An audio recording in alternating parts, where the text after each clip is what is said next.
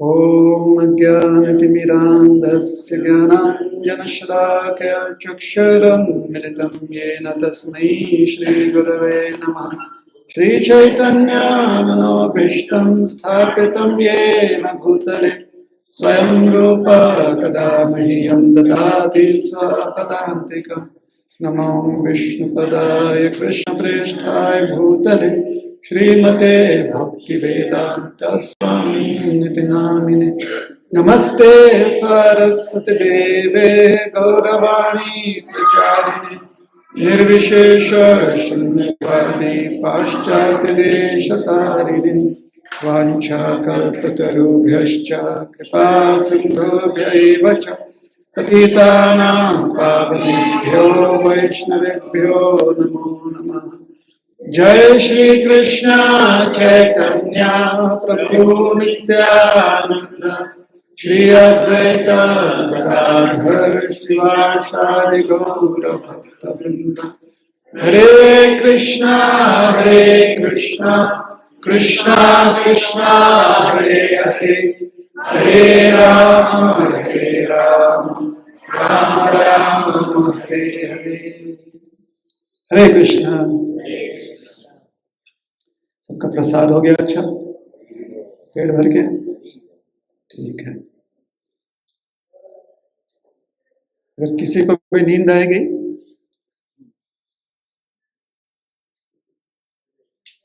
मत आने दीजिए, ठीक है? तो अब आपको हम भयंकर भयंकर कथाएं सुनाएंगे ताकि नींद आए।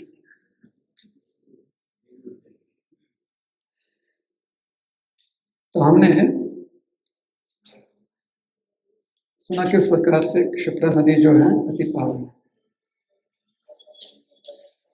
क्षिप्रा नदी के दर्शन मात्र से मोक्ष प्राप्ति हो जाती है।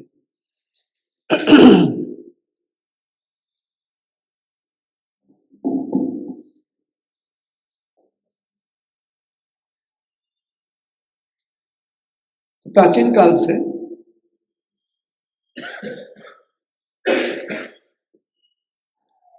कई कल्पों से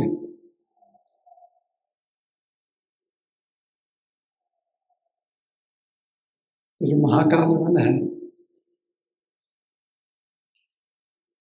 बहुत ही दिव्य स्थान माना गया है। यहाँ पर देवताओं ने आके तपस्या की है। यहाँ पर भगवान शंकर उन्होंने अपना आशीर्वाद प्रदान किया है। भगवान विष्णु का ये विशेष क्रीड़ा स्थान है, उनका वनलीला स्थान है। ब्रह्मा जी स्थान का बहुत नमन करते हैं। तो एक बार क्या था कि महादेव जी ब्रह्मा जी से मिलने आए और चर्चा हो रही थी कि भगवान विष्णु कहाँ पर है। कहीं पर भी भगवान विष्णु दिख नहीं रहे थे। तो महादेव जी और ब्रह्मा जी भगवान विष्णु को ढूंढने निकले। उनका मन ही नहीं लग रहा था भगवान विष्णु के बिना।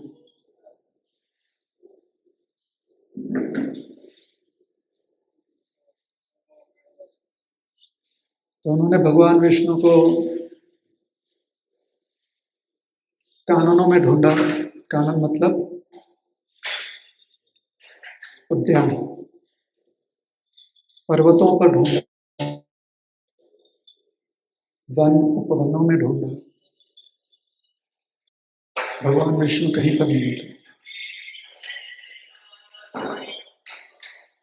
महादेव जी ने ब्रह्मा जी से कहा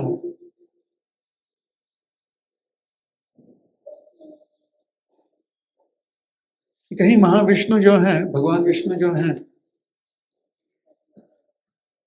महाकाल वन तो नहीं चले गए।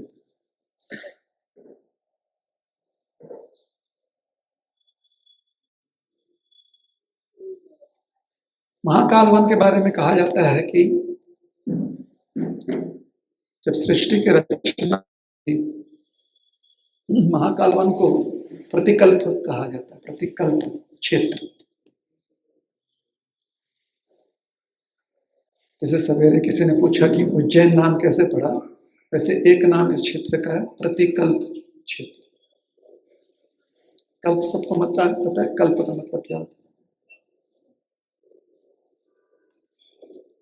समय का एक अवधि, उसको कल्प कहते हैं।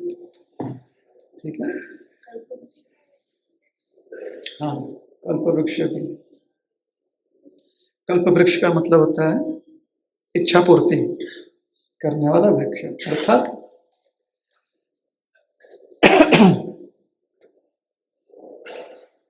जैसे कस्टमर केयर होता है ना, 24 घंटे 24/7 होता है ना कस्टमर केयर, तो कल्प वृक्ष का मतलब होता है कस्टमर केयर। कोई भी कभी भी कल्प वृक्ष के पास पहुंच जाए और कहे हमें ऐसा वरदान चाहिए, कल्प वृक्ष दे देते हैं। भगवान जी का कल्प वृक्ष है। भगवान जी का सारा वृक्ष है, कल्प वृक्ष विशेष है। कल्प वृक्ष का अर्थ होता है, देखिए बाकी सब वृक्ष जो है समय समय पर फल देते हैं, आया नहीं। ऐसा कोई भी वृक्ष है जो 12 महीने फल देगा? कोई भी वृक्ष है बताइए? तो कल्प वृक्ष का मतलब है कभी भी आपको फल देते हैं, लेकिन कैसा फल? मनोवांछित फल, जैसी आपकी इच्छा वैसा फल। ये बात समझ में आ गई? कल्प का मतलब क्या होता है? कल्प, कल्प का अर्थ जो है समय के साथ, काल।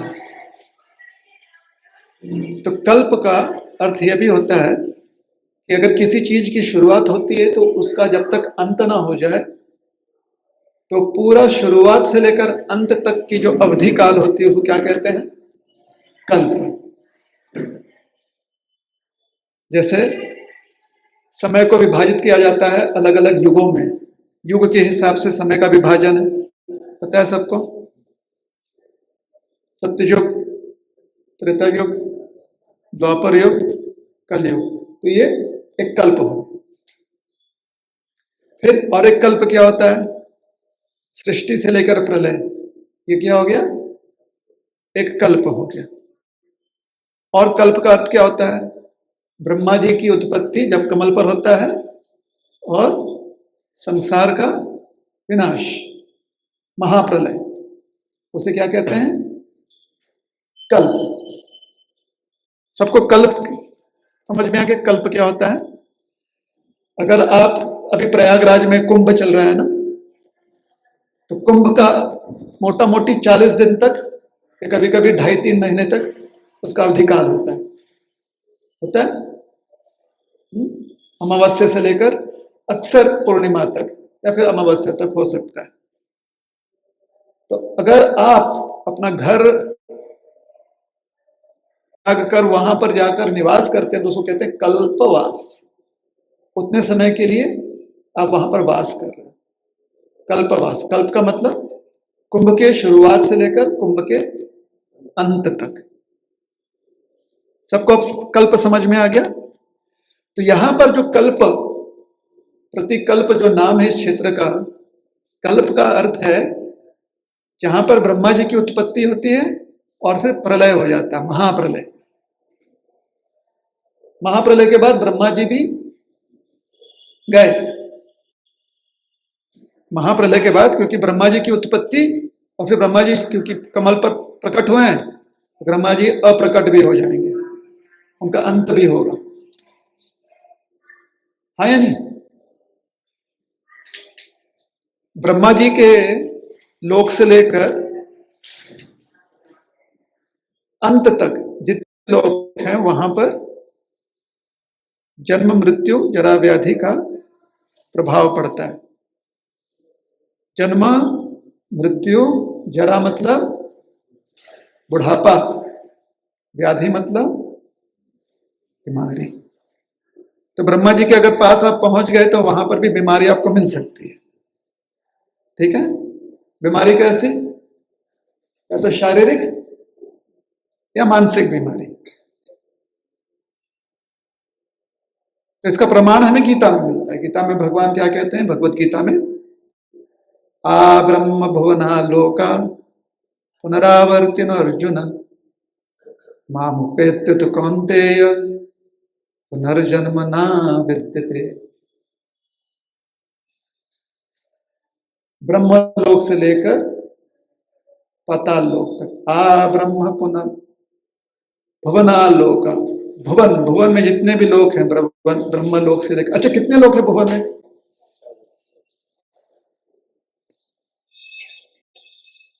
पता है कितने लोक हैं?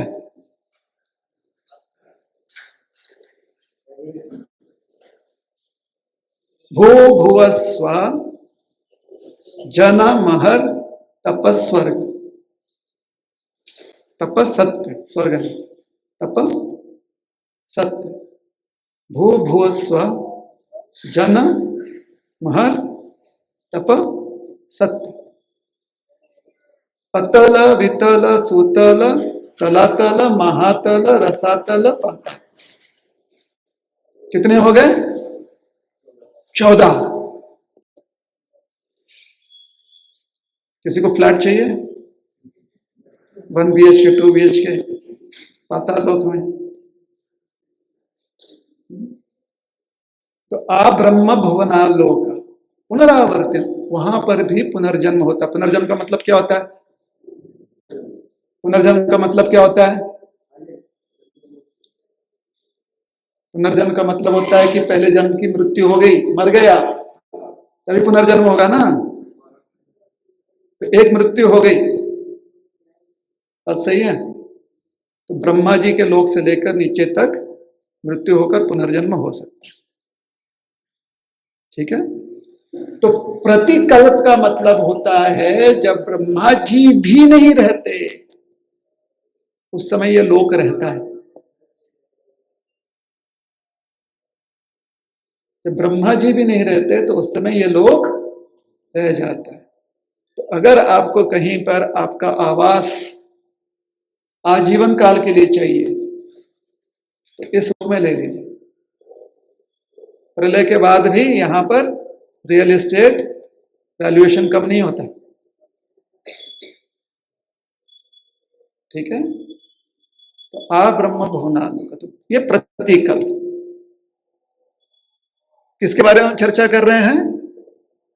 महाकाल वन। महाकाल वन का एक नाम क्या है? प्रतिकल्प क्षेत्र। तो जब महादेव जी ने कहा कि हमने तो यहां पर देखा नहीं है, चलिए यहां पर देखते हैं, कहीं भगवान यहां पर तो है नहीं। तो सृष्टि जब हुई थी और ब्रह्मा जी के पास कार्य दिया गया था कि आगे और प्रजा बढ़ाएं, करते हैं। क्या हुआ? ब्रह्मा जी का शादी हो गया। शादी किसके साथ हुआ? अभी तक सरस्वती के साथ नहीं। ब्रह्मा जी का शादी किसके साथ हुआ? अपने काम के साथ। कुछ लोग अपने काम के साथ शादी कर लेते हैं ना, बड़े स्टाइल में बोलते हैं हम तो अपने जॉब से शादी कर लिए जी, हमारे पास शादी करने का समय नहीं, I am already married to my work. सुना है ये? सुना है क्या? कैसा लगता है आपको ये वाक्य कैसा लगता है सुनकर? क्या व्यक्ति है, एकदम कर्मनिष्ठ है ना।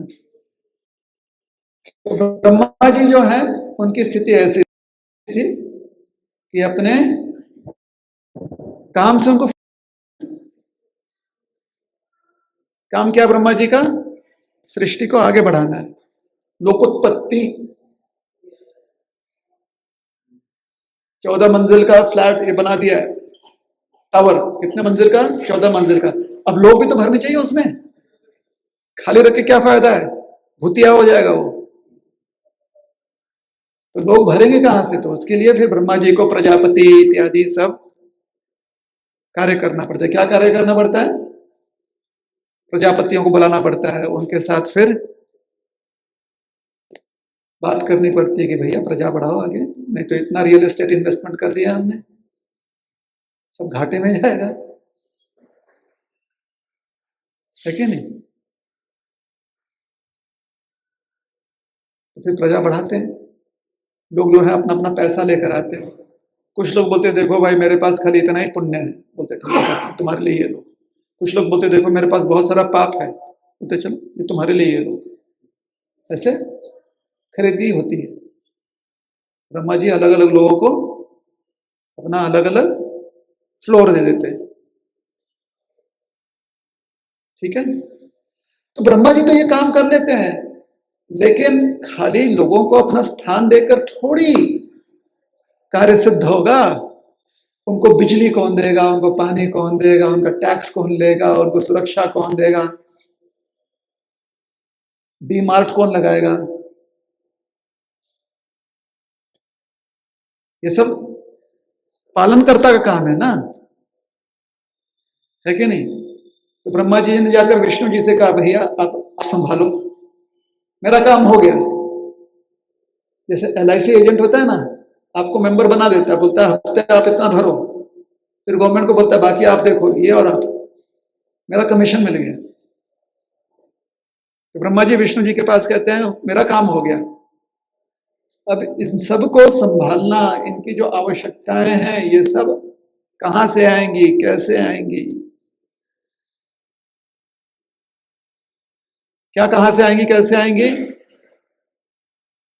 आवश्यकताएं, हाँ या नहीं? हाँ नहीं? एक बार 3 मित्र जो है, अरे इतने तो मतलब धार्मिक, एक से बढ़कर एक धर्मसेन तो दूसरा महाधर्मसेन, तीसरा पितामह धर्मसेन, मतलब ऐसे धार्मिक लोग। कौन? 3 मित्र। तीनों ने सोचा कि हम उपवास करेंगे, निर्जला उपवास। मति मारी गई थी उनकी। अब बताइए कोई करता है क्या निर्जला उपवास? निर्जला उपवास करने का मतलब होता है उस दिन उस परिवार में कहीं ना कहीं कुछ ना कुछ कोलाहल होने वाला है। जिसने निर्जला उपवास किया उसके आसपास जो है भैरव जी भी नहीं जाते, माता काली भी नहीं आती, पता नहीं क्या उत्पात मच जाए। शरीर जो है इतना तप जाता है, सारा ताप सर पर चढ़ जाता है, न खाया न पिया, निर्जला उपवास, ये इतना पारा गर्म, थर्मोमीटर की भी आवश्यकता नहीं पड़ती, इसको ही हाथ लगा दो पता चल जाता है कितना टेम्परेचर है। तो जब मति मारी जाती है तो निर्जला उपवास करते हैं कि नहीं करते हैं, है ना? बुद्धिमान लोग हैं वो कहते हैं अरे फल खाकर कर लो, पानी पीकर कर लो, कम से कम घर में शांति रहेगी। तुम्हारा उपवास होगा कि नहीं होगा वो तुम देख लेना, घर में शांति बनी रहनी चाहिए। तो इन 3 मित्रों ने क्या किया?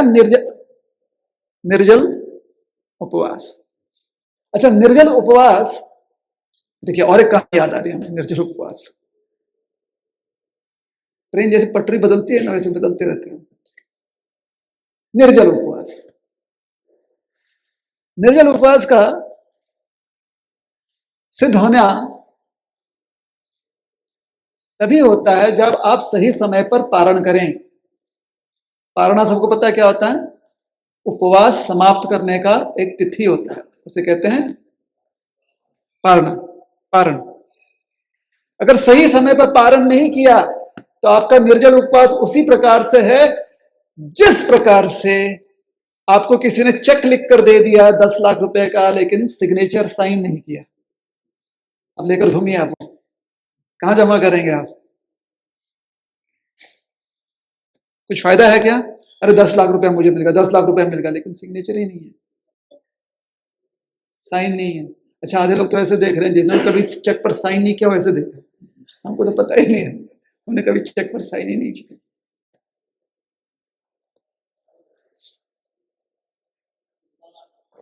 तो पारण करना बहुत जरूरी है। पारण के समय क्या करना पड़ता है? अन्न ग्रहण करना पड़ता है, क्योंकि आपने निर्जल किया है, निरन्न किया है, इसलिए अन्न ग्रहण करना पड़ता है। अब लोग पारण के लिए, क्योंकि इतना उपवास दिन भर किया, आपको तो पता है उपवास करने के बाद जो जिसने भी उपवास किया है उसके लिए कितना मस्त मस्त भोजन बनता है कि नहीं?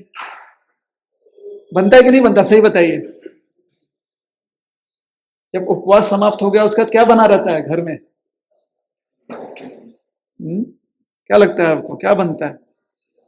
शीरा, खीर, हलवा पूरी बनता है कि नहीं बनता है? देखिए ना, हम सब सनातनी है ना, हम लोग की प्रथा एकदम स्पष्ट है, खाओ पियो मस्त रहो, उपवास में भी। तो 3 मित्र उपवास कर रहे हैं, पारण के लिए उन्होंने क्या किया? अच्छा खीर बनाया। क्या बनाया? खीर। सबको खीर पता है? खीर नक्की माहिती है ना? कोजागिरीला पण करतो खीर। हाँ, उठले आता सगळे। खीर बनाकर रखा। उन्होंने कहा रात भर इसको हम कहां रखेंगे? छत पर।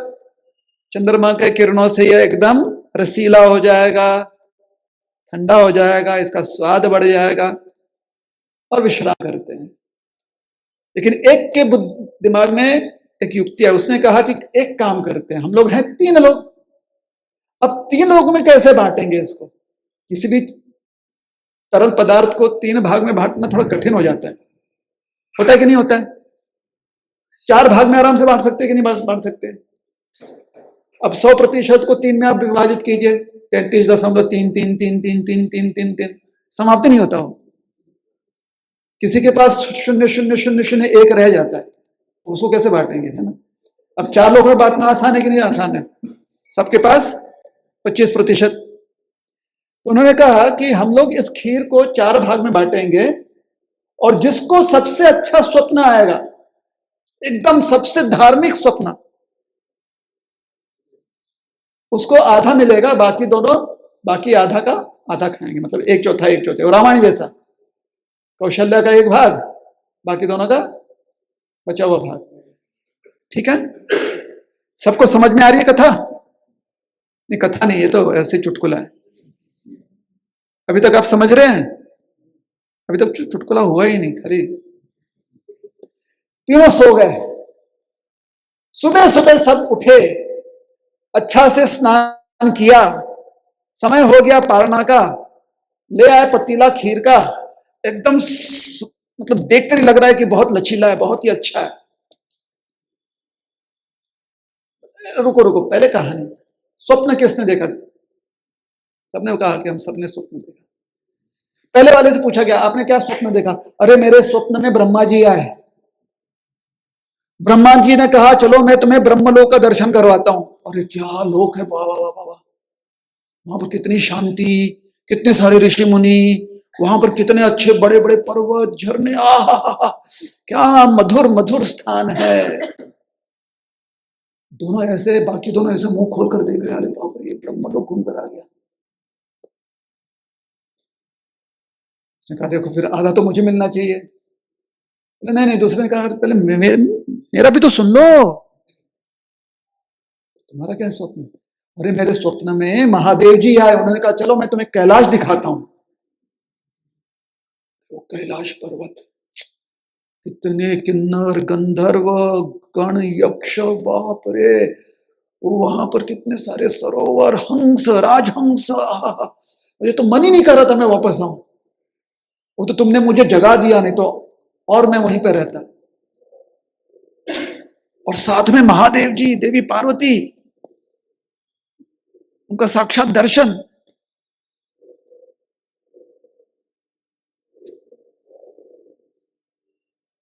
दूसरे का सुनकर पहला वाला बोला ठीक है भैया तू ही आधा ले ले, 1/4 में मैं अपना कर लूंगा।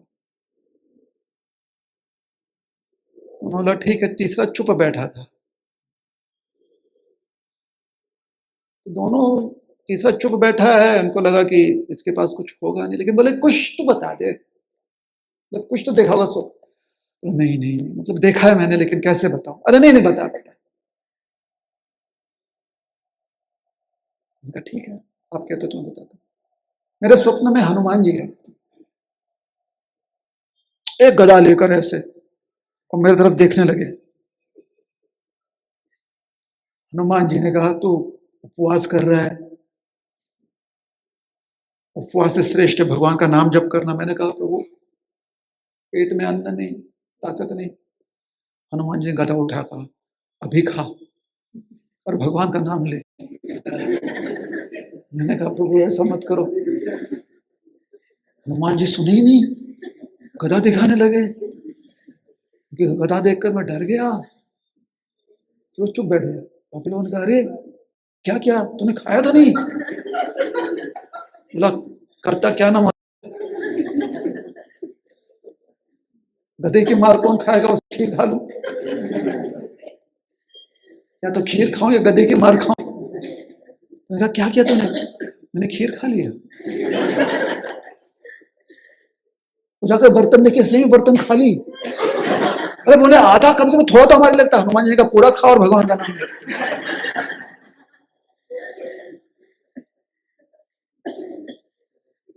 तो उसने कहा अरे कम से कम मैं उठा लेता, तेरे साथ थोड़ा तो हम खाते। तो मैंने बहुत ढूंढा आप लोगों को, लेकिन एक जन ब्रह्मलोक गया था और एक जन कैलाश।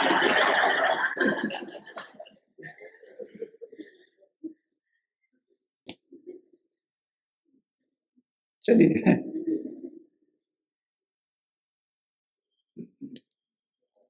तो भगवान विष्णु जो है, ब्रह्मा जी ने उनसे कहा कि प्रभु खाने पीने का इनका बंदोबस्त करना पड़ेगा। खाने पीने से बात आई थी ना ये। आप सब खाने खा पीकर ऐसे लोटपोट हो रहे थे ना, तो थोड़ा जगाना जरूरी था। तो आप ये संभालिए। तो भगवान विष्णु ने कहा कि देखो किसी भी चीज को संभाल के रखना साधारण कार्य नहीं है। सृष्टि करने में बहुत मेहनत लगती है, बहुत परिश्रम करना पड़ता है, लेकिन उसे समझना, उसको ध्यान देना, ये तो दीर्घकालीन क्रिया है ना। उसका उतना उत्साह, उतनी प्रामाणिकता, इतना साधारण नहीं है ये कार्य, तो इसके लिए मुझे तपस्या करनी पड़ेगी। तो ब्रह्मा जी ने कूश घास लाया, कूश का आसन, और यहां पर महाकाल वन में रखा। और भगवान से कहा यहां पर आप आसन सिधारो। यहां पर महाकाल वन में भगवान ने तपश्चर्या की ताकि सृष्टि का पालनहार, भगवान में तो क्षमता है, लेकिन पालनहार बनने की जो योग्यता होती है, पीढ़ी लोगों को ये उदाहरण प्राप्त हो जाए कि बिना तपस्या का किसी भी चीज को संभाल के रखना संभव नहीं है। आप सब जो हैं वैवाहिक जीवन में हैं, तपस्या है कि नहीं है? संभाल के रखना सब कुछ, 4 लोगों को साथ में लेकर जीवन यात्रा करना तपश्चर्या है या नहीं है? तपस्या है। और अगर ऐसी तपस्या करने की आप में क्षमता नहीं है तो फिर बहुत परेशानी हो जाती है। तो भगवान ने तपस्या की। कहां पर तपस्या की? यहां पर। तपस्या करने के लिए आसन ब्रह्मा जी ने दिया, इसीलिए इस स्थान का और एक नाम पड़ गया, यह है कूश स्थली। क्या नाम है? कूश स्थली। ठीक है, अगली बार आप परीक्षा देंगे कहीं पर तो ये पूछा जाएगा। महाकाल वन को कुशस्थली बोला जाता है, क्यों? पहला, दूसरा, तीसरा, चौथा, चुनिए, उत्तर चुनिए। तो भगवान विष्णु ने यहां पर तपस्या की ताकि पालनहार के रूप में अपना कार्य सिद्ध कर सकें। तो यह स्थान इतना प्रिय हो गया भगवान को कि भगवान जो है यहां पर अपना वेकेशन होम बना लिया भगवान ने इसको, सेकंड होम, वेकेशन, आते जाते रहते थे। तो महादेव जी और ब्रह्मा जी ढूंढते हुए आए और भगवान उनको यहां पर मिल गए। बोले प्रभु अब ऐसा क्यों करते हो? अरे एक तो आपका यह गुण है कि आपके प्रति किसी का मन लग जाता है तो फिर उसका मन कहीं और लगता है। तो हमारा तो आपके प्रति मन लग चुका है, और फिर आप इतने एकदम मनमौजी हो, जब चाहे गायब हो जाते हो, फिर हम परेशान हो जाते हैं, आपको ढूंढने निकलते हैं। बताइए, ये महादेव जी, ध्यान में बैठने वाला व्यक्ति, ये आपको ढूंढते हुए आ गया। मेरे सर पर इतना बोझ है, वेद सारे यहीं पर हैं, उठाकर चलना पड़ता है मुझे। लोग हमेशा गूगल पर ढूंढते रहते हैं, गूगल का उत्तर मुझे देना पड़ता है, क्योंकि वेद ज्ञाता मैं हूं, सही उत्तर मुझे देना पड़ता है। वो सब छोड़ छाड़ कर मैं आपको ढूंढते हुए आ रहा हूं। भगवान ने कहा आप मुझे बहुत प्रिय हो। उतना ही ये कुशस्थली मुझे बहुत प्रिय है। तो महेश जी ने कहा कि अगर इतना ही प्रिय है तो हमें भी यहीं पर रख लो। भगवान ने कहा लो, नेकी और पूछ पूछ, आप दोनों भी यहीं पर रह जाओ। ब्रह्मा जी ने कहा देखो मेरे तो 4 सर हैं। महादेव जी ने कहा देखो मेरे साथ तो सर्प, सांप, सब कुछ है, सबको जगह लगेगा। तो भगवान ने कहा आप उत्तर में रहो, आप दक्षिण में रहो। महाकाल के उत्तर भाग में ब्रह्मा जी स्थान ग्रहण कर लिए, दक्षिण भाग में महेश जी, महाकाल जी। जब आप महाकाल जी का दर्शन करने जाएंगे तो जब भी भगवान की प्रतिष्ठा की जाती है लिंग रूप में, तो लिंग के 2 भाग होते हैं, एक होता है पिंड और दूसरा होता है लिंग। 2 भाग होते हैं, एक होता है पिंड और एक होता है लिंग। ठीक है? पिंड अर्थात एक उसका अर्थ निकलता है कि पंच महाभूत, लिंग अर्थात ब्रह्म।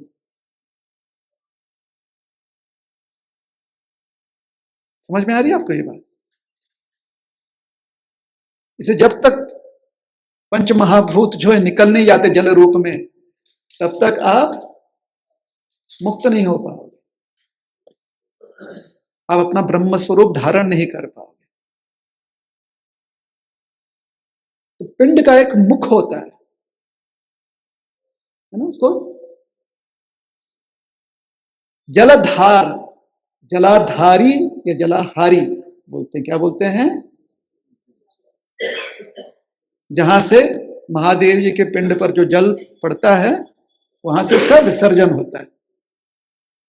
सही? तो महादेव जी का मुख हमेशा पूरब की दिशा में होता है। कहां पर होता है? पूरब की दिशा में। और ये जो जलाधारी होता है वो हमेशा उत्तर दिशा में होता है। भगवान ने महादेव जी को स्थान दे दिया दक्षिण, तो हमारे महाकाल जी का मुख पूरब में ना होकर कहां पर है? दक्षिण में।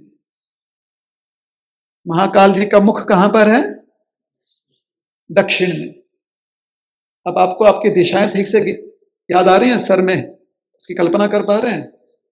अगर मुख पूरब में है तो जलाधारी उत्तर में, अगर मुख दक्षिण में है तो जलाधारी कहां पर जाएगा? पूरब में।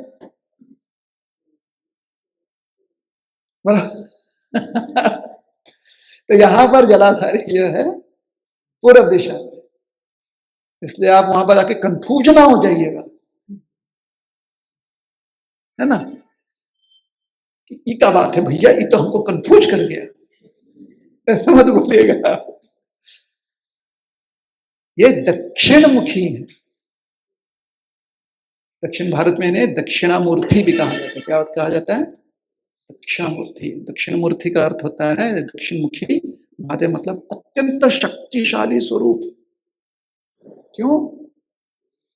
क्योंकि हमारे सिद्धांतों के अनुसार मृत्यु यम जी जो धर्म के देवता हैं, आपके पूरा धर्म अधर्म का जो ध्यान रखते हैं, लेखा जोखी जो देखते हैं, वो दक्षिण में रहते हैं।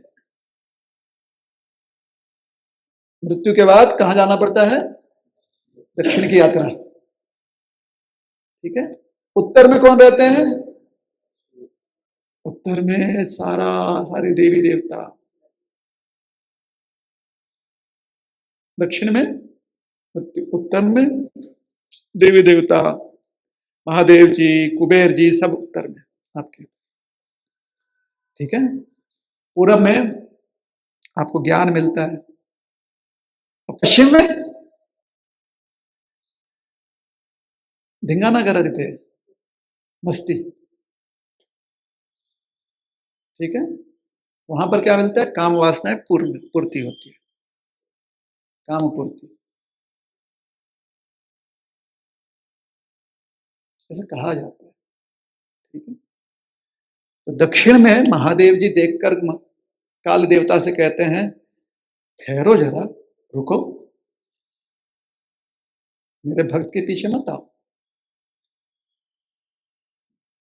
तो भगवान विष्णु के सेवक हैं, उनके पीछे मत आओ, रोक कर रखते हैं। तो जो काल को रोक दे वो कौन है? महाकाल। जो काल की गति को रोक दे वो कौन है? महाकाल। बहुत पहले से ना, दो ये जो, आपको क्या लगता है पहली बार हमारे इतिहास में दो भाइयों के बीच में, या दो भाइयों का जो भी चचेरे भाइयों के बीच में झगड़ा इतिहास में सबसे पहली बार कहां पर दर्शाया गया? चचेरे भाइयों के बीच में? अरे आप लोग सही में कितना, आप लोग इतना जानेंगे तो फिर हमारा ये दुकान बंद हो जाएगा। अरे हमारी भी तो दुकान चलने दीजिए। कहां पर सुना है आपने? महाभारत में सुना है? क्या सुना है? कौन है चचेरे भाई? पांडव और कौरव, है कि नहीं?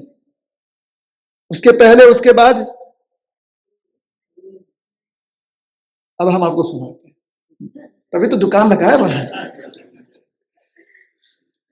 पहली बार, सबसे पहली बार जो हमारा पौराणिक इतिहास है उसमें दो भाइयों के बीच में झगड़ा जो है, चचेरे हो, ममेरे हो, मौसेरे हो, फुफेरे हो, जो भी हो, दो भाइयों के बीच में जो झगड़ा है वो है देवासुर संग्राम। देवताओं के बीच में और असुरों के बीच में। देवता किसके पुत्र हैं? अदिति के। और दानव किसके पुत्र हैं? धनु। दैत्य किसके पुत्र हैं? दिति। दोनों, तीनों ही बहनें, दिति, अदिति, धनु, ये सब बहनें। धनु के जितने भी संतान हुए वो क्या हुए? दानव। जैसे मनु के संतान हो गए मानव। अब है कि नहीं है वो दूसरी बात है, आपको फिर जाना पड़ेगा पीछे पीछे पीछे ढूंढिए। अब आकर मत पूछिए सही में क्या हम लोग सब मनु के संतान है क्या? मैं हाँ ही बोलने वाला हूं।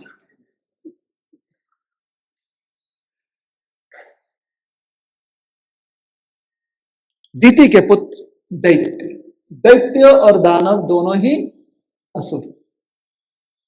अदिति के पुत्र आदित्य, वो क्या है? सुर। तो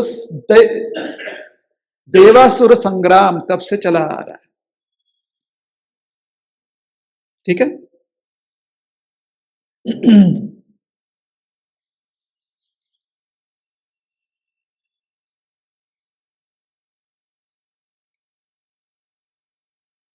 तो हमारी चर्चा में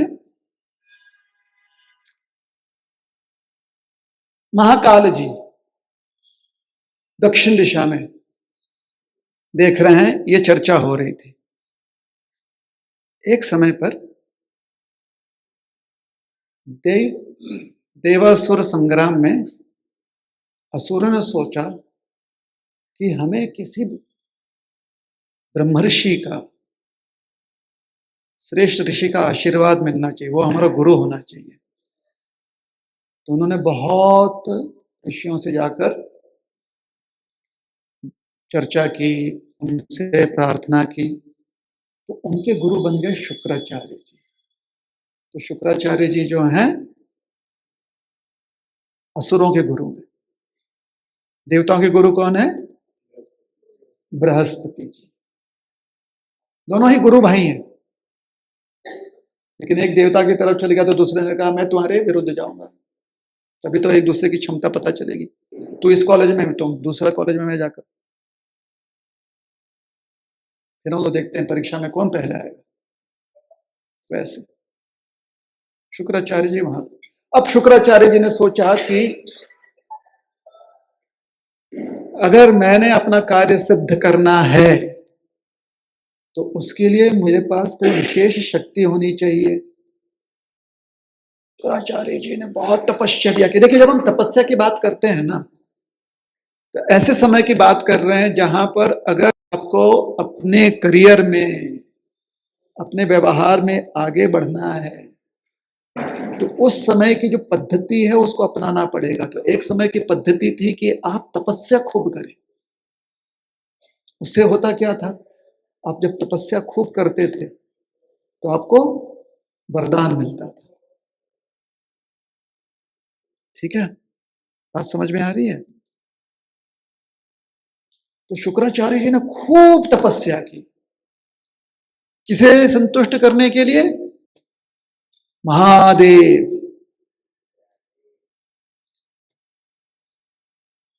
अब तपस्या कर ली उन्होंने। महादेव जी जो है प्रकट ही ना हो।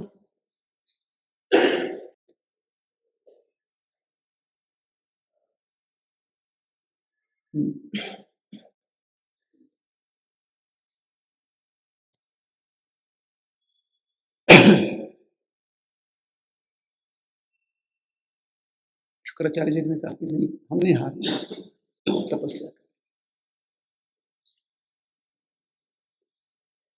तो आपके जैसे कोई एक व्यक्ति हमारे संभाजी नगर का, उसने जाकर कहा शुक्राचार्य जी से, इतना मेहनत क्यों कर रहे हो? इतना मेहनत करने की जरूरत नहीं है। आराम से खेती करो, धंधा करो, मस्त रहो। शुक्राचार्य जी ने उसकी बात नहीं मानी। इसे तब से शुक्राचार्य जी संभाजी नगर के निवासी नहीं माने जाते। हम जैसे लोग माने जाते हैं, तो छोटी छोटी बात पर अपनी तपस्या छोड़ देते हैं। छोड़ते कि नहीं छोड़ते? हम लोग तपस्या छोड़ देते हैं। छोटी सी बात, ओ डॉक्टरांनी सांगितलं पित्त वाढते, सोडून दे, करायचंच नाही। आणि मग पुरणपोळी आणि ते सगळं काय असं फराळ बिळाळ येतं तेव्हा काय, डॉक्टरांनी सांगितलं अधूनमधून खाऊ शकतो। अधूनमधून तपस्या नाही करायची। बरोबर आहे की नाही मंडळी? करतो की नाही आपण? तसं करतोच की।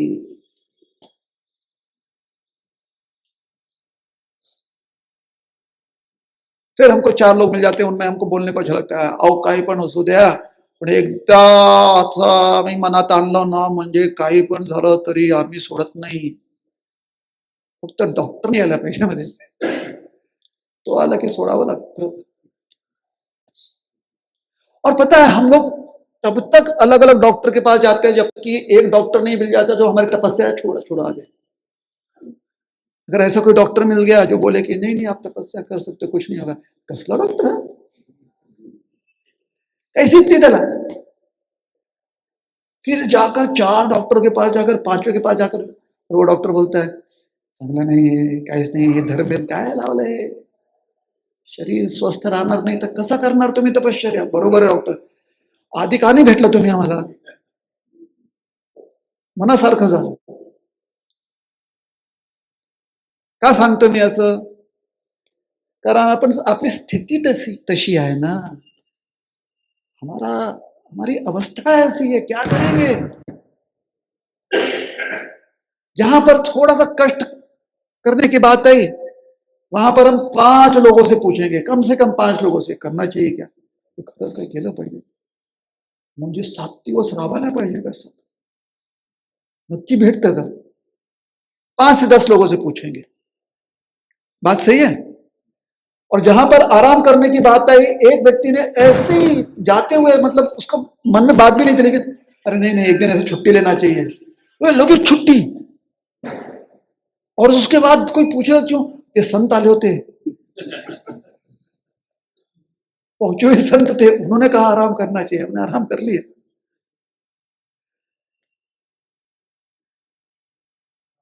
तो हमारी आदत बन चुकी है ऐसे, हाँ या नहीं? इसलिए अगर कहीं पर सही सत्य बोलना है तो 5 बार सोचना पड़ता है. झूठ बोलना है, एक बार में हो जाता है, हाँ या नहीं? बात सही है कि नहीं है? थोड़ी सी तबीयत खराब हुई, परीक्षा के लिए ठीक से पढ़ाई नहीं हुई, एक बार किसी ने कह दिया कोई बात नहीं बेटा, अगली बार दे सकते हो. ठीक है, तुम्ही सांगताय ना म्हणून. लेकिन थोड़ी सी तबीयत खराब ही नहीं हुई, लेकिन टेंशन बहुत आ गया, किसी ने कहा कि नहीं नहीं बेटा करना चाहिए. कैसे करो? आपको बात समझ में नहीं आती. जहां पर भी थोड़ा सा परिश्रम करने तकलीफ होती है, जहां पर भी आलस का हमें अवसर मिल जाता है, 4 पैरों के साथ दौड़ देते हैं. बात सही है?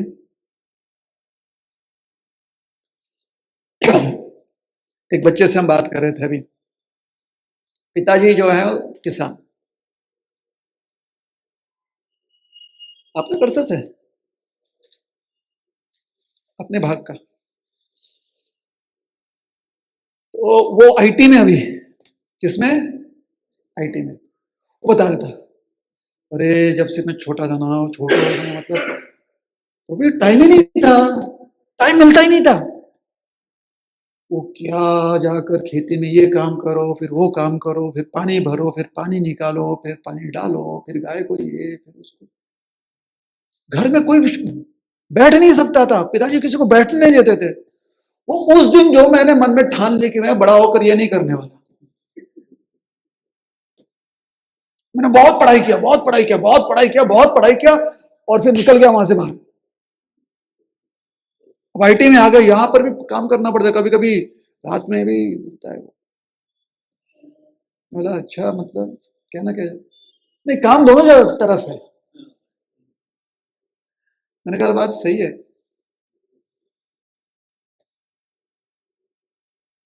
वहां पर काम ऐसा है, काम किया तो खाने को नहीं मिलेगा, यहां पर ऐसा नहीं है.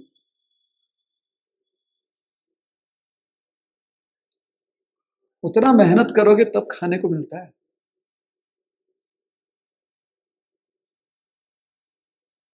तो दोनों कामों को आप बराबर मत समझो, एक ज्यादा मेहनत है और एक कम मेहनत है.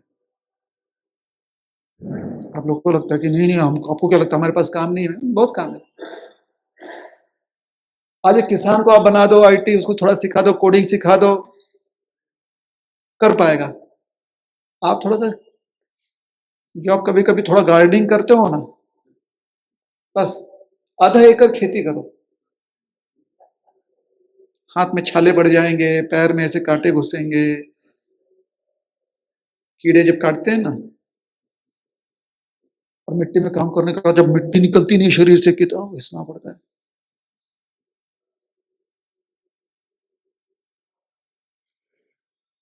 काश खेती भी एसी के रूम में बैठकर किया जा सकता, बड़े बड़े कूलर लगाकर ऐसे खेती करो। तो आलस कलयुग की यही पहचान है, धीरे धीरे आलस बढ़ते जाएगा। दिनचर्या ऐसे हो जाएगी कि आलस बढ़ेगा।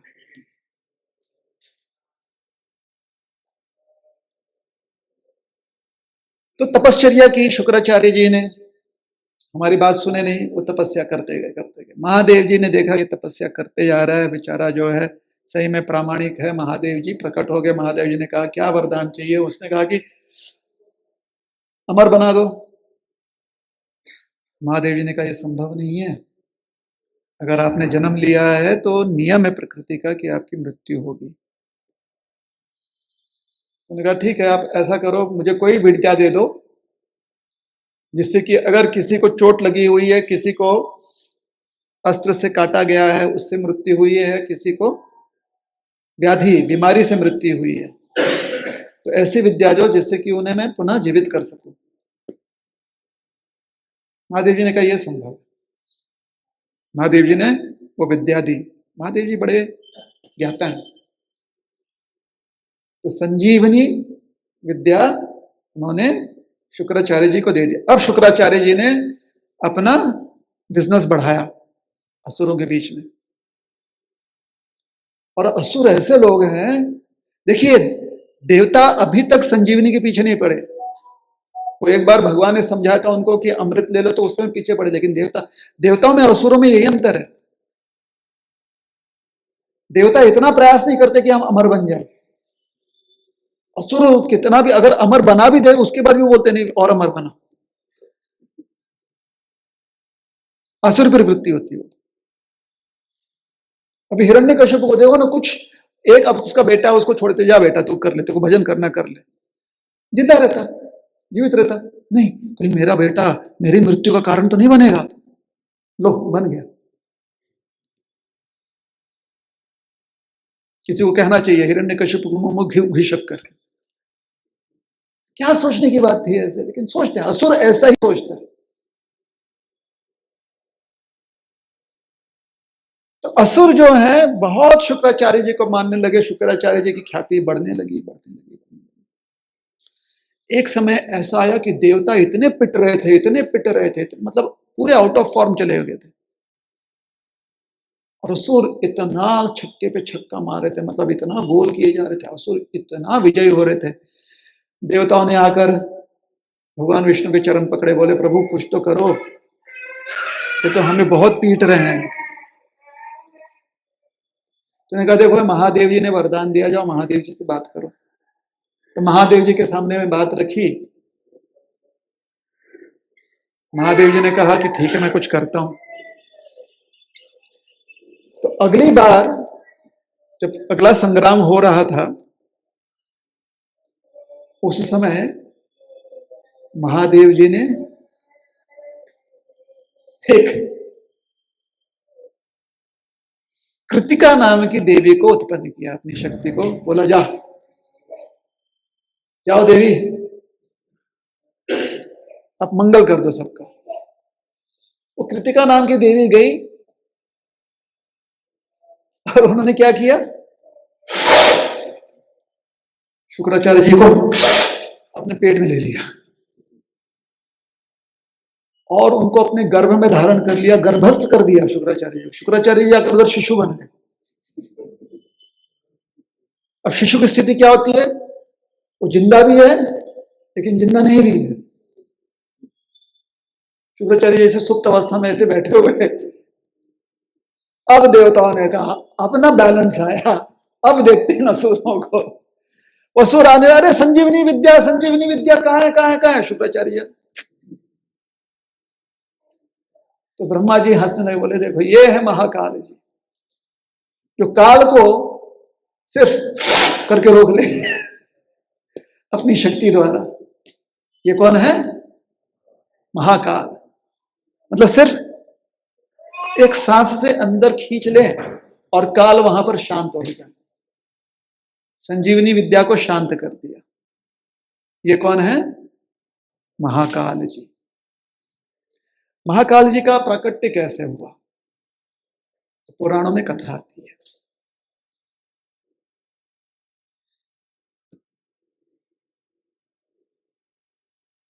जाओ, नहीं बताता।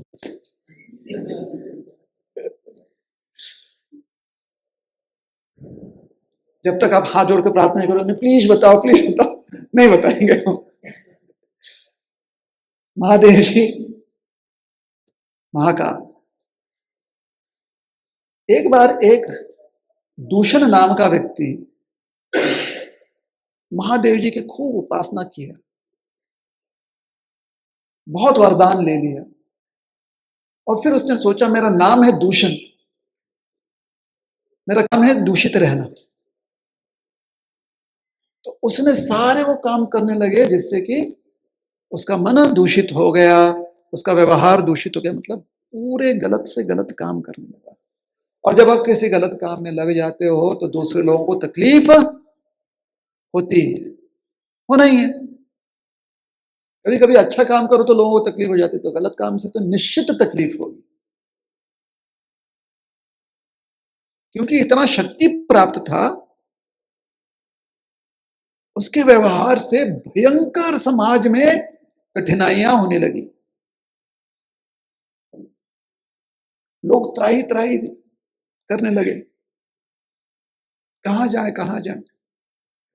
अब सबको पता था कि महादेव जी का ये भक्त है, महादेव जी की कृपा प्राप्त है, तो सब महादेव जी के चरणों में जाकर कहे प्रभु आप ही बचाओ, आप ही रास्ता निकालो।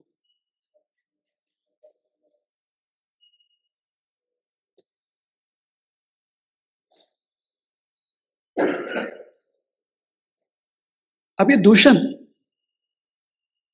उस समय पर कार्य कर रहा था, उस समय पर अपना ये सारा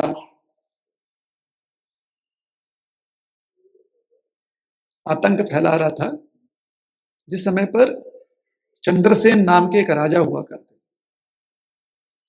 ये राजा महादेव जी के भक्त थे, रोज जो है महादेव जी का पिंड जो है तैयार करते, उसे जलार्पण करते, पुष्पार्पण करते, वहां पर बैठकर ध्यान करते, सेवा करते थे। एक दिन एक गांव के लड़के ने देख लिया कि ये सेवा कर रहे हैं, छोटा सा बच्चा था, उसका नाम श्रीखर था, कुछ लोग कहते हैं श्रीखंड था, हमारा खाने वाला नहीं, श्रीखर। श्रीखर ने पूछा ये क्या कर रहे हो, तो राजा के सेवकों ने कहा ये महादेव जी की सेवा कर रहे हैं। उसका मुझे भी करना है, तो सबको लगा कि ये बचपना कर। मैंने कहा नहीं तुम नहीं कर सकते, नहीं नहीं मुझे भी करना, मुझे भी करना, मैं भी करना चाहता हूँ, मैं भी करना चाहता हूँ। तो राजा ने पूछा क्या कोलाहल हो रहा है। मैंने कहा ये बच्चा जो है बालिश, इसका व्यवहार जो है बड़ा बालिश है, बड़ा ही बचपना है, ये बोला कि हमें भी सेवा करनी है। तो राजा ने समझा बेटा नहीं कर सकते, भी आप छोटे हो। तो उससे पूछा करना क्या है, तो राजा ने कहा कुछ नहीं, महादेव जी को जल चढ़ाया जाता है, पुष्प चढ़ाया जाता है, उनकी आरती की जाती है। तो लड़का चला गया जंगल में, जंगल में उसने पत्थर लिया, पत्थर को रख दिया, आप जानते हैं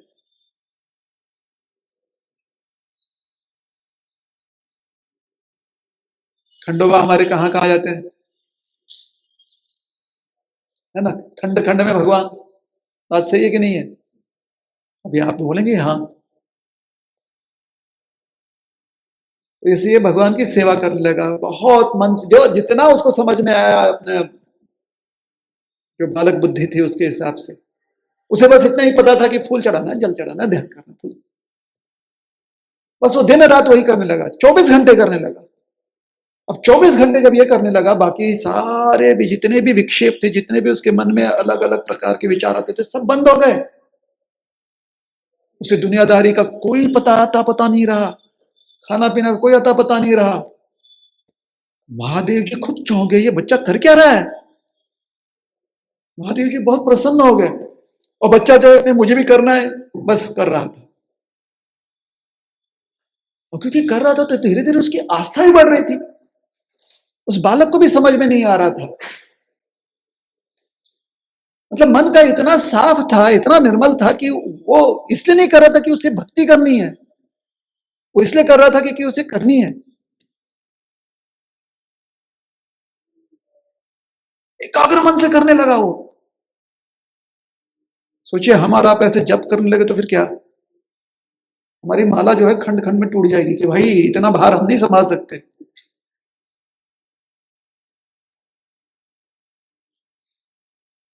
दो मणि करने के बाद हमारा दिमाग कहीं और जाता है, तो गैस पर दूध तो नहीं रखा, बिल भर क्या, दांत दिखाने के लिए जाना है क्या, पड़ोसी के साथ झगड़ा क्या करना है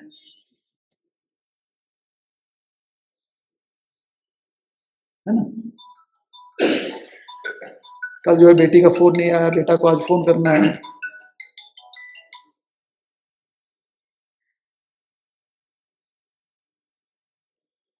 शिखर के मन में ऐसा कुछ नहीं। महादेव जी खूब प्रसन्न, धीरे धीरे लोगों को पता चलने लगा। राजा के कानों तक बात पहुंच गई, कौन है ये, क्या कर रहा है, कैसे करता है। राजा जो विचार करने लगा, पूछताछ करने लगा शिखर के बारे में। तब तक जहां पर ये ध्यान लगा रहा था जंगल में, वहां पर एक शाम को उसने देखा कुछ लोग जो हैं खुसफुस कर रहे हैं। जंगल में कोई है, खुसफुस कर रहे हैं। थोड़ा सा सुनने का प्रयास किया, पता चला कि ये कुछ राजाओं के गुप्तचर है, पड़ोसी राजा के। रिपुदमन सिंहादित्य राजा जो हैं आक्रमण करने वाले हैं, और दूषण नाम के एक राक्षस का भी उन्होंने सहारा लिया हुआ है। ये बात इसने राजा तक पहुंचाई। राजा को इस पर विश्वास नहीं हुआ कि बच्चा है। अब दूषण जो है अपना अत्याचार सब जगह कर रहा है। राजा को भी बात समझ में नहीं आ रही, कैसे जो है इसको रोका जाए। महादेव जी से प्रार्थना करने लगा। प्रजा जो है वो भी परेशान है, वो भी महादेव जी के सब भक्त थे।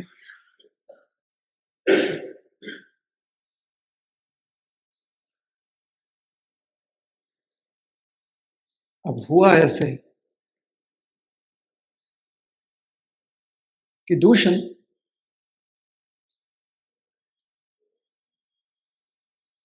एक राज्य के, पड़ोसी राज्य के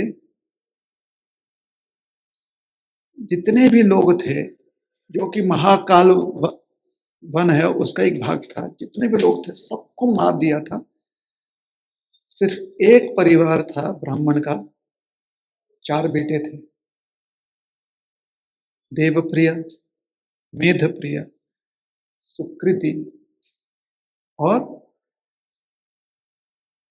प्रखरभानु। ये उसे डरते नहीं थे क्योंकि ये महादेव जी की रोज उपासना करते थे। तो दूषण गया इनको मारने के लिए। यहां पर चंद्रसेन जी सोच रहे हैं कि दूषण का और इन राजाओं का कैसे सामना किया जाए। वहां पर शिखर जो है महादेव जी की सेवा कर रहा है। अब देख रहे हैं आप कैसे एक एपिसोड में अलग अलग एपिसोड चल रहा है मेरा।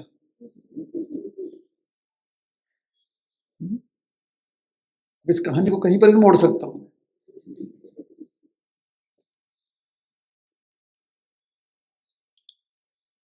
दूषण जब वहां पर गया तो ये शांत होकर अपना सेवा कर रहे हैं महादेव जी।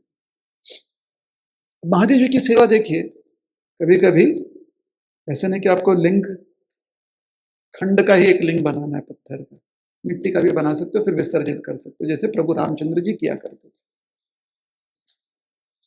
और भी भक्त ऐसे करते हैं कि आप तो रेती का, मिट्टी का बनाओ, अपनी सेवा करो, फिर उसका विसर्जन करो, क्योंकि आप जो हो भ्रमण करते रहते हो। तो हमारे ऐसे नहीं कि हम कहीं पर चले गए, हे छान दिसतंय ना, हे दिसायला चांगलं आहे ना, किती चमकतंय ना, आपण घेऊया, फिर लेकर आते हैं, 2 दिन सेवा करते हैं, फिर अपने को दूसरा कहीं और दिख जाता है, हे पण घेऊया आणि हे ठेवूया, तो विसर्जन कर दिया जाता। तो उन लोग ऐसे सेवा करते थे। तो ये उन्हें मारने आया, अपनी तलवार लेकर इनके ऊपर वार करने वाला था, तब तक वहां से महादेव जी प्रकट हुए और महादेव जी ने सिर्फ किया और दूषण का हो गया सत्यानाश, खत्म।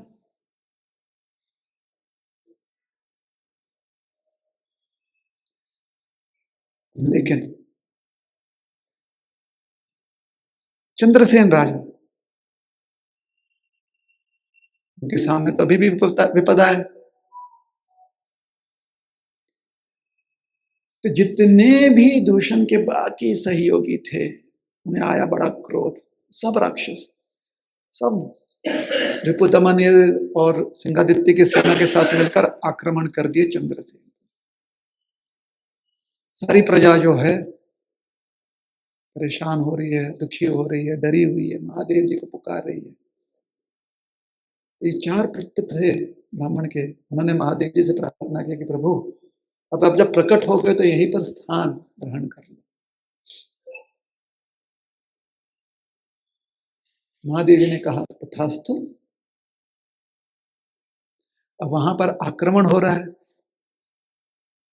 जब सब महादेव जी का स्मरण कर रहे हैं, उस समय महादेव जी वहां पर पहुंचे और जितनी भी सेना थी सबका महादेव जी ने अंत कर दिया। शिखर को आशीर्वाद भी दिया, चंद्रसेन महाराज दर्शन भी दिया। एक राक्षस बचा हुआ था, उसका भी नाम दूषण ही था, दूषण 2।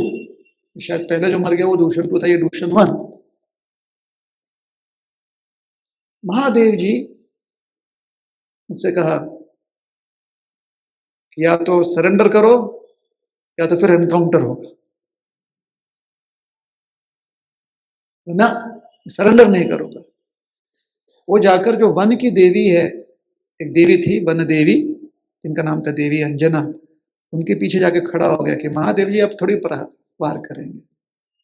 महादेव जी ने देवी को प्रणाम किया, कहा बगल में हो जाए। देवी ने कहा कैसे, ये तो आश्रय लिया, वन देवी है ना, वन देवी हट नहीं सकती। वन देवी मतलब वन में ही स्थित है। तो वहां पर महादेव जी ने अपनी आंख खोली, विशेष आंख, उसमें से तेज निकला और तेज जाकर सीधे उस दूषण नाम के राक्षस को भस्म कर दिया। अंजना देवी को कुछ नहीं हुआ, लेकिन अब जो निकल चुका है उनका तेज, उसे रोके कौन?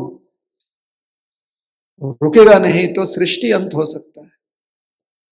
तो भगवान वराहदेव उस समय धरती में भीतर गए, रसातल तक गए,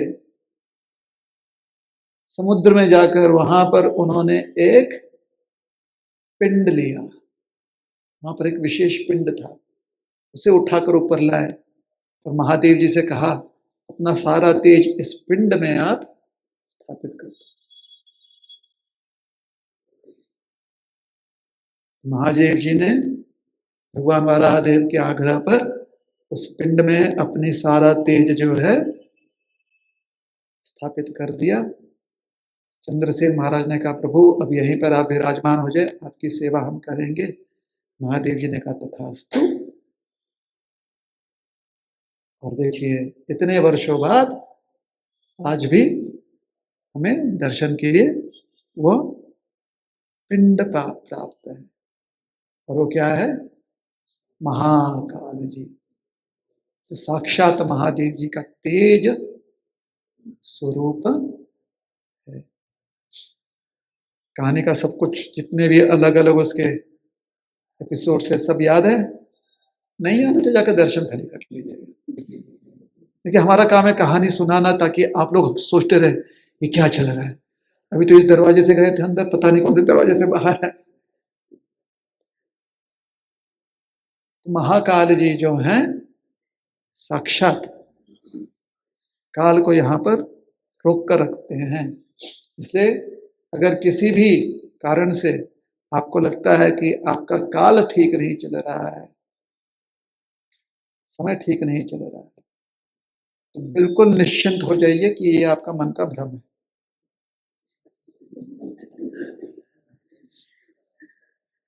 समय ठीक ही चलता है, बस आपके हिसाब से नहीं चल रहा है, तो आपको लग रहा है कि आपका समय ठीक नहीं चल रहा है। लेकिन आपको अगर ऐसा लगता है, यहाँ पर महाकाल जी का दर्शन कीजिए, महाकाल जी थोड़ी बुद्धि देंगे, समझाएंगे कि समय कैसे भी चल रहा हो उसे चलने दो, समय के पीछे तुम मत चलो, तुम अपनी चाल चलो। तो हे साधक, हे भक्त, अपनी चाल चलो। और अपनी चाल मतलब क्या? नाम सेवा करते रहना।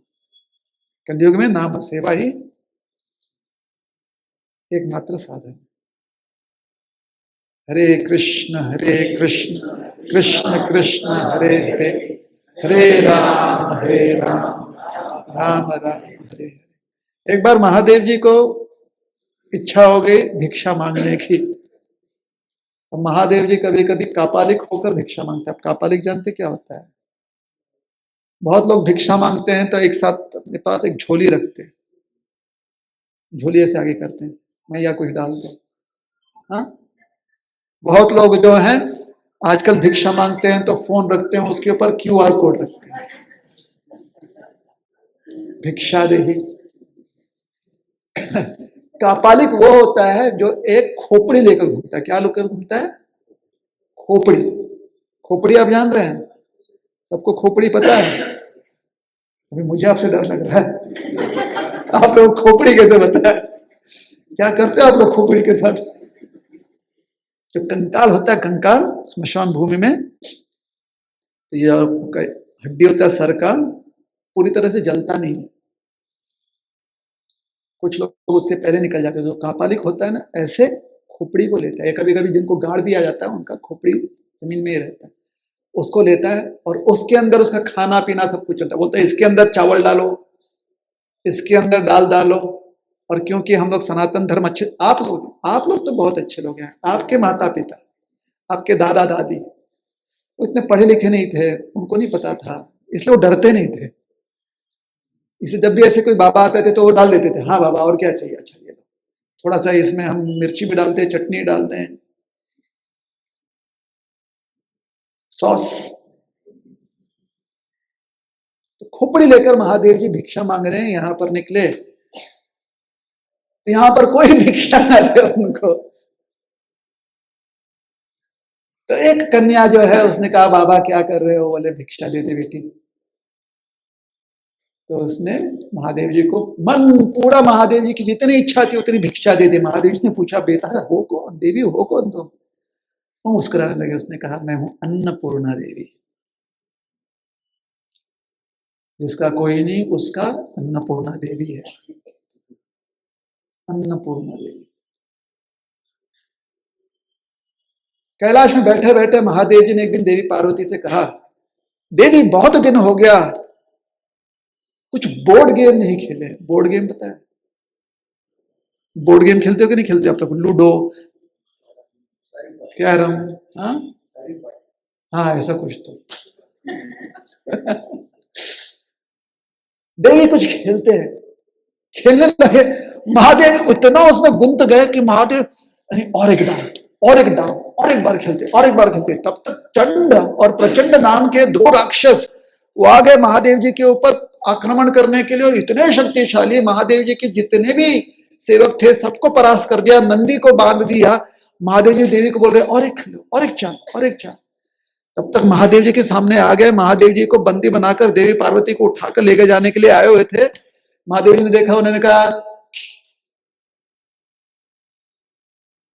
ऐसे, कुछ बोला नहीं। वहां से आई चंडी।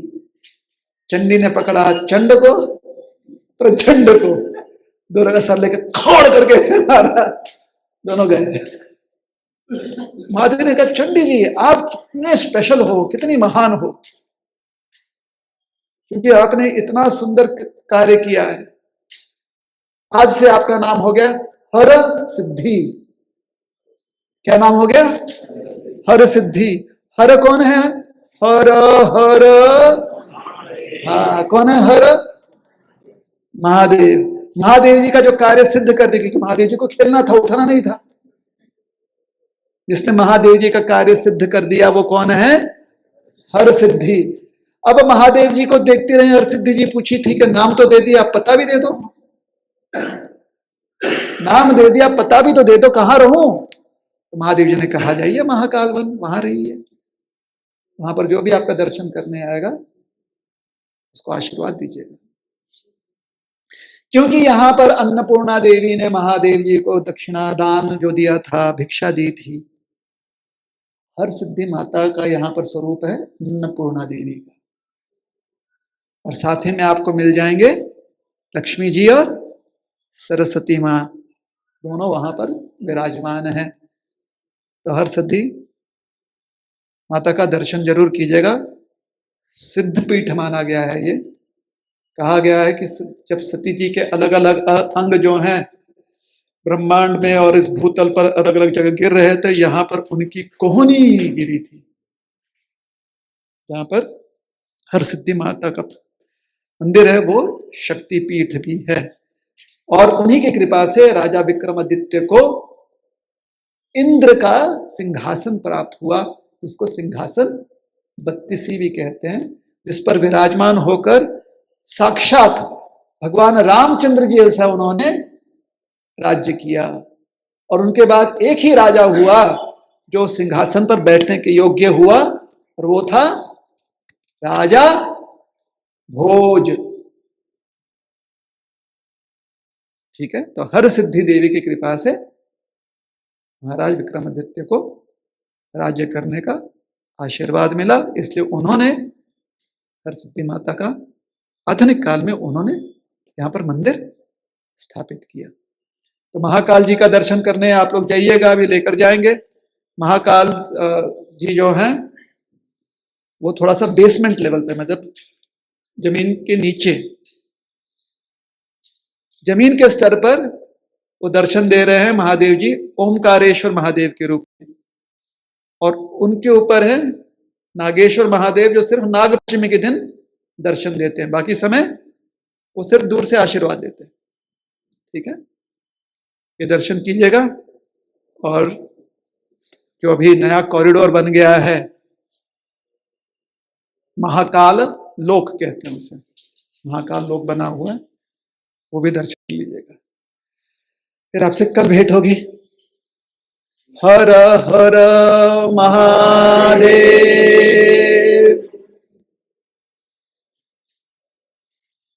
पार्वती पते हर हर महादेव। श्री कृष्ण भगवान की जय। गौर प्रेमानंदे हरि हरि। हरे कृष्ण। किसी के मन में कोई भी शंका प्रश्न है?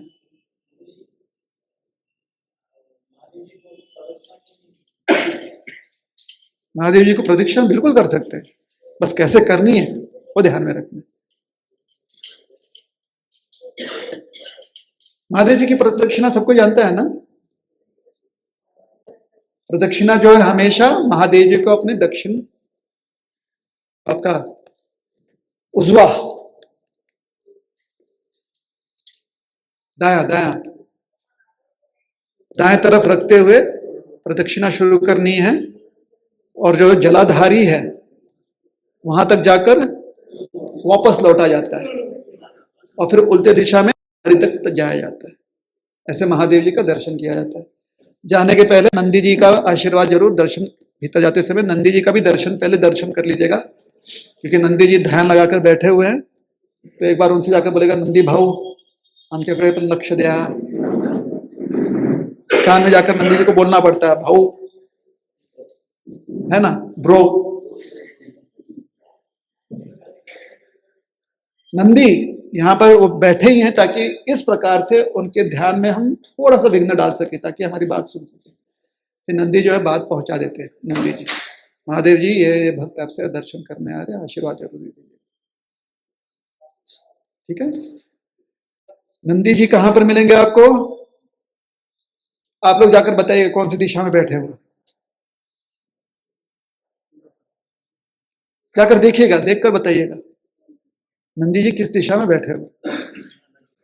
ये आपके लिए होमवर्क। हरे कृष्ण। प्रदक्षिणा सबको समझ में आ गई कैसे करते हैं?